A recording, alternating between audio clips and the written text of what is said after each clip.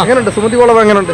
ഇഷ്ടപ്പെട്ടു, പടം കൊള്ളാം, നല്ല ഇതാണ്, ഒരു നൈസായിട്ടൊരു പടം. മാളികപ്പുറത്തിന് ശേഷം നമ്മുടെ അവർ ആക്ട് കൂട്ടുകെട്ട് അതിൽ ഉണ്ണി മൂന്നനെ ഇല്ലെന്നേ ഉള്ളൂ, ബാക്കി എല്ലാ ടീമുകളും ഉണ്ട്.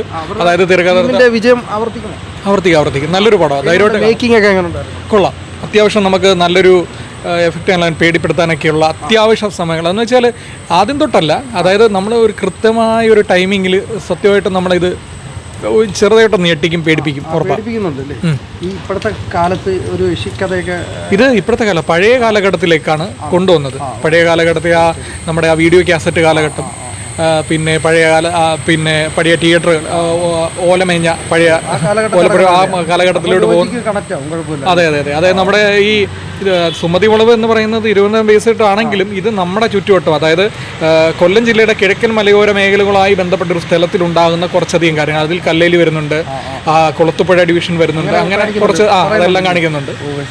അവിടെ ഉണ്ടാകുന്ന സുമതി വളവും അതുമായി ബന്ധപ്പെട്ട ഒരു ഗ്രാമത്തിൻ്റെ ഉണ്ടാകുന്ന ചില സംഭവങ്ങൾ, അത് ഒരു രണ്ട് കുടുംബങ്ങളിലേക്ക് മാത്രം ഒരു കോമഡി ട്രാക്കിലൂടെയാണ് മുന്നോട്ട് പോകുന്നത്. പിന്നെ അതിലേക്ക് അർജുൻ അശോകനൊക്കെ കൊള്ളാം. അർജുൻ ആൻഡ് പിന്നെ ഇതില് ഡയറക്ടർ സ്ക്രിപ്റ്റ് റൈറ്റർ അഭിലാഷ് ഉണ്ട്. പിന്നെ സിദ്ധാർത്ഥ വരൻ ഓരോ ചിത്രങ്ങൾ വരുമ്പോഴത്തേക്കും പുള്ളി വെറൈറ്റി വേഷങ്ങളാണ്. പുള്ളി നല്ലൊരു സംവിധായകനാണ്, അതിനെക്കുള്ള നല്ലൊരു ആക്ടറായിട്ട് വന്നുകൊണ്ടിരിക്കുകയാണ്. നമുക്കറിയാം, നമ്മളിലൂടെ തുടങ്ങിയതാണ്, നമ്മളിലൂടെ ഇപ്പൊ സുമതി വളവ് വരെ എത്തിയിരിക്കുന്നു. എല്ലാത്തിലും ഉയർന്നുകൊണ്ടിരിക്കുകയാണ്. സൈജു കുറുപ്പുണ്ട്. സൈജു കുറുപ്പ് ഒരു പ്രധാനപ്പെട്ട റോളിൽ തന്നെയാണ് പുള്ളിക്കാരൻ.